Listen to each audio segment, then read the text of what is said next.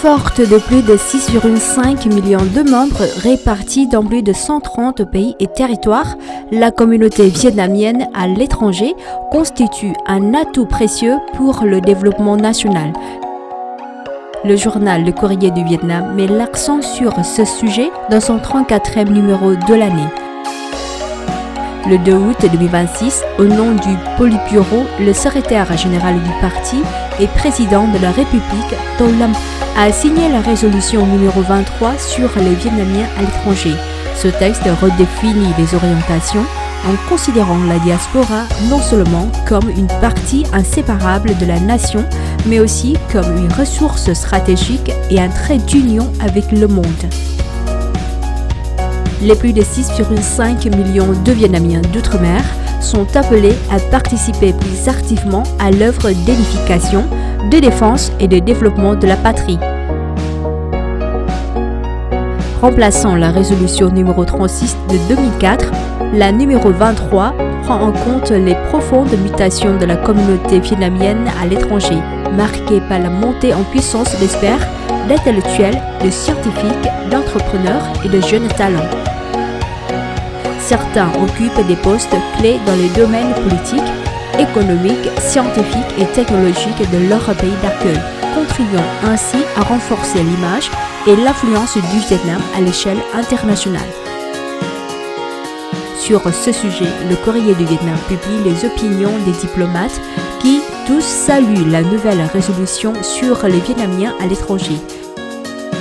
Selon eux, ce texte intervient à un moment crucial alors que le Vietnam entre dans une phase de développement renforcé. Elle constitue à la fois une base politique renouvelée et une évolution importante visant à mieux valoriser les ressources de la diaspora au service du pays. Pour leur part, les Viet Kieu du monde entier apprécient également l'adoption de cette résolution. Cette dernière ne se limite plus à solliciter ponctuellement les communautés vietnamiennes à l'étranger, mais les invite à devenir des acteurs à part entière du développement et de l'influence internationale du pays.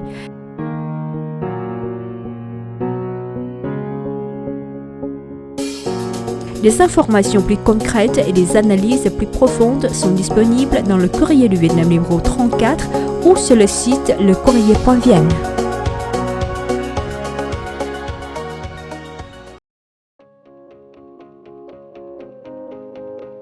Ho Chi Minh Ville tire parti de ses avantages portuaires et d'une meilleure connectivité régionale à la suite de sa fusion administrative afin de développer la logistique et l'économie maritime en accordant la priorité aux investissements dans les infrastructures et en renforçant son rôle de port d'entrée maritime.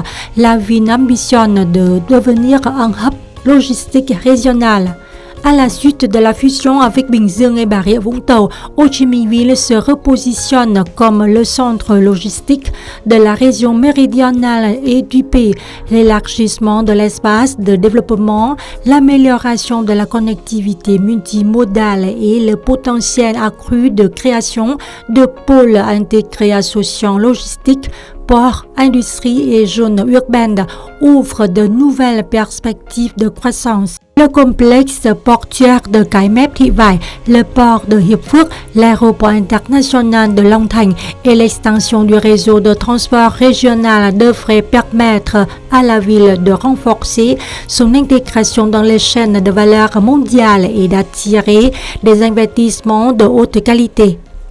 Tôi nghĩ là với Cái Mép Thị Vải, nó là một cái lợi thế mà không phải là nơi nào ở Việt Nam. Cái Mép Thị Vải possède des avantages stratégiques que l'on trouve rarement au Vietnam ou ailleurs dans le monde. En tant qu'actif national de grande valeur, il nécessite des investissements continus et une exploitation efficace afin de soutenir la croissance économique.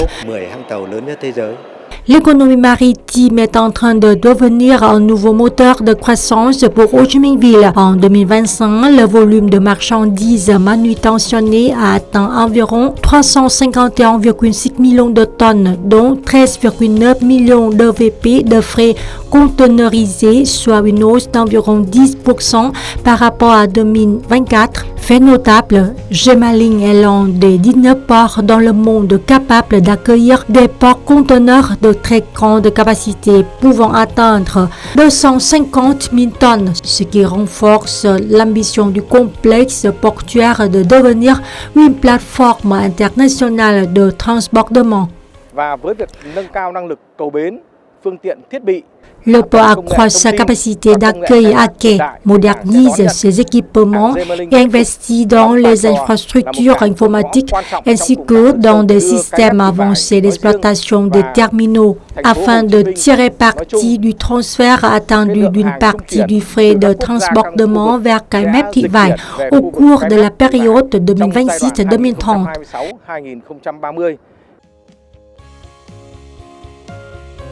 La résolution numéro 9 du bureau politique définit une stratégie visant à développer l'économie maritime vietnamienne de manière moderne, diversifiée et durable, avec les ports, la logistique et les services au cœur de cette stratégie.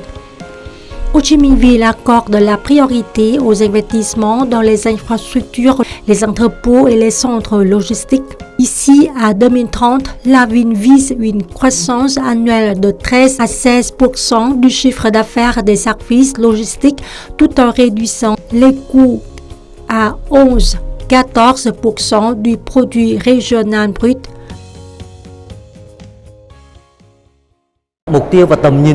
L'ambition du Vietnam de devenir une puissance maritime ne pourra être réalisée que si les principales localités du pays jouent le rôle de moteur de croissance. Un réseau logistique moderne et bien connecté est indispensable pour renforcer la compétitivité des ports vietnamiens et leur permettre de devenir des plateformes de transportement régionales et internationales. Des investissements coordonnés dans les infrastructures logistiques, les ports maritimes et les corridors de transport constitueront le socle permettant à la ville de renforcer son rôle de port d'entrée maritime du Vietnam et de faire progresser son ambition de devenir l'un des principaux pôles logistiques de la région.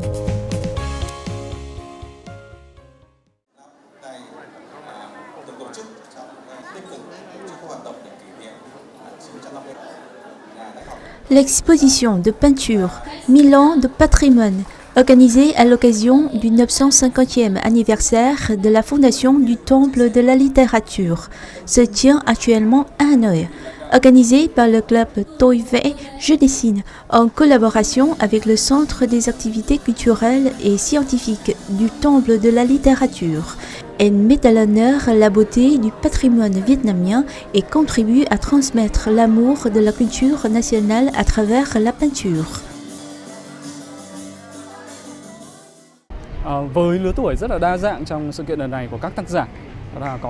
L'événement réunit des artistes de tous âges, des écoliers aux quinquagénaires et sexagénaires.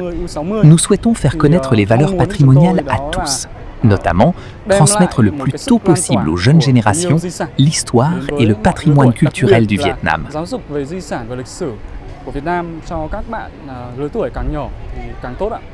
Plus de 120 œuvres de 50 artistes réalisées sur différents supports et selon diverses techniques, lac, soie, papier zor, gravure sur bois, aquarelle, gouache, représentent le temple de la littérature, la capitale Hanoï, ainsi que le patrimoine culturel sous un regard contemporain.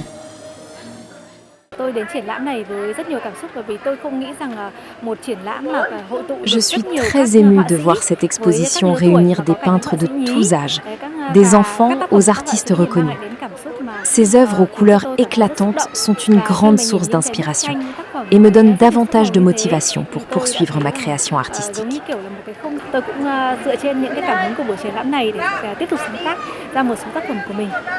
L'un des points forts de l'exposition réside dans la diversité des regards portés sur le patrimoine vietnamien. Chaque œuvre possède sa propre voix, mais toutes se rejoignent dans l'amour du patrimoine.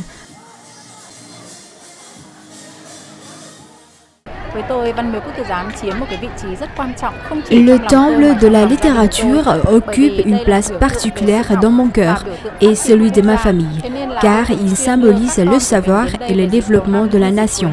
J'y emmène souvent mes enfants et leur rappelle toujours que les études doivent être une priorité. Pour moi, le temple de la littérature est un symbole qui relie le passé, le présent et l'avenir. Au-delà d'un événement artistique, Milan de patrimoine contribue également à préserver l'amour de Hanoï, à valoriser le patrimoine et à transmettre les valeurs culturelles et historiques à travers le langage de l'art. L'exposition est ouverte au public jusqu'au 25 septembre au sein du site du Temple de la littérature, classé monument national spécial.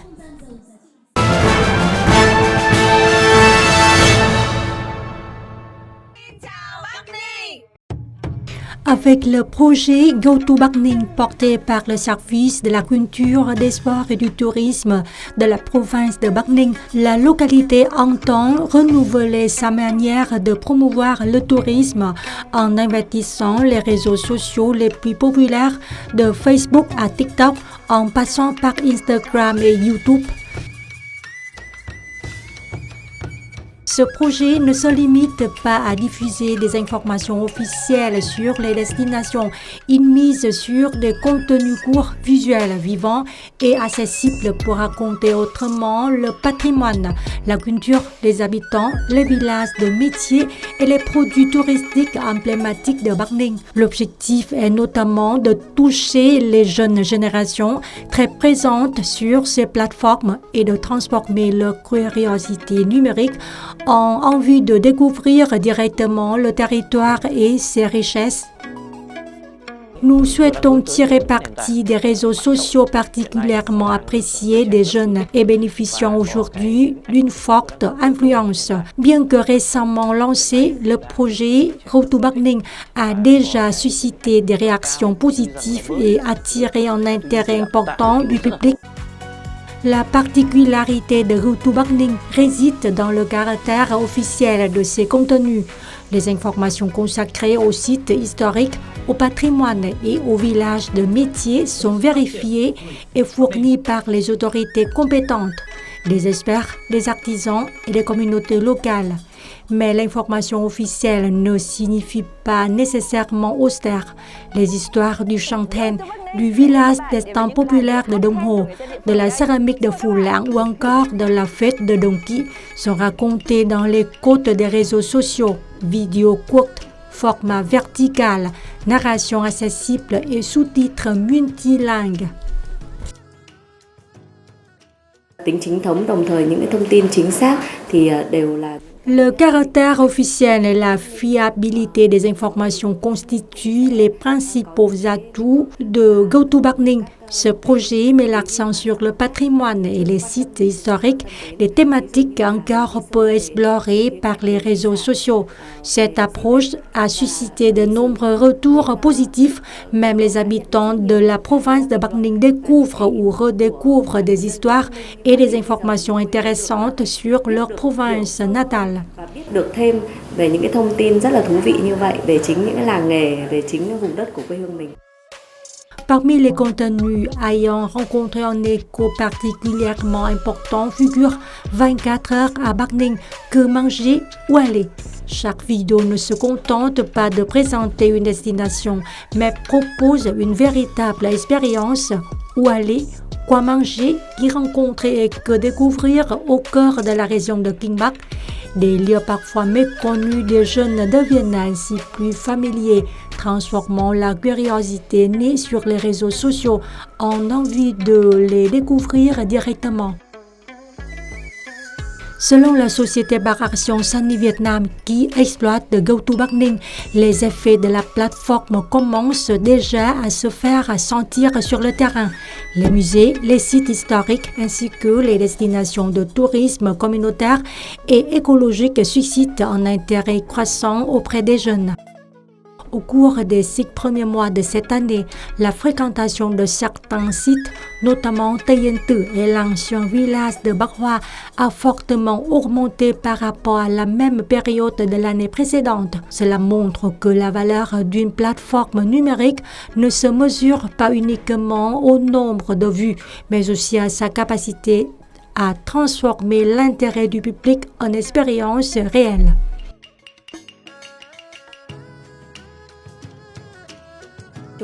Nous souhaitons que dans les prochaines étapes, GoTo Bắc Ninh poursuive la promotion du patrimoine, des sites historiques et du potentiel touristique de Bắc Ninh, tout en développant la présentation du tourisme écologique, agricole et communautaire auprès des visiteurs vietnamiens et internationaux.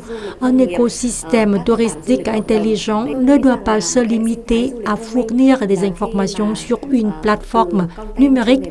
Il doit également servir de passerelle, susciter l'envie de découvrir le territoire et transformer l'intérêt des visiteurs en une démarche concrète, venir directement à Bắc Ninh. GoTo Bắc Ninh n'est qu'un premier pas dans la transformation numérique du tourisme, mais l'intérêt du projet ne réside pas seulement dans la création d'un nouveau canal de communication touristique sur les réseaux sociaux.